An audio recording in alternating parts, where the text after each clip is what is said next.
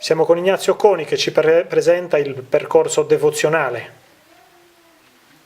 La nuova associazione Sant'Ignazio quest'anno ha voluto curare in modo particolare il percorso devozionale, ovvero sia la via Sant'Ignazio e poi con il percorso che arriva fino alla chiesa parrocchiale. Abbiamo praticamente allestito una serie di 12 pannelli, 12 quadri che vanno a prelevare quelli che sono i temi delle immagini che descrive Remo Branca nei suoi libri su Sant'Ignazio, soprattutto quello che sono i Fioreti di Fra Ignazio, volume che risale attorno al 1925.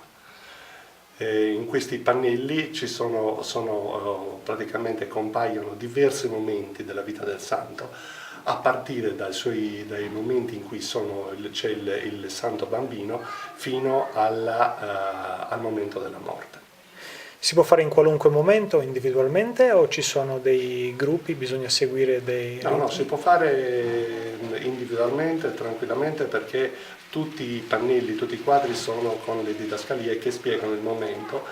Se poi si ha in mano questo libro che è abbastanza agile di Remo Branca e che può essere trovato nella parrocchia oppure qui nella casa di Sant'Ignazio, la cosa è molto più comprensibile. Grazie Ignazio, gentilissimo.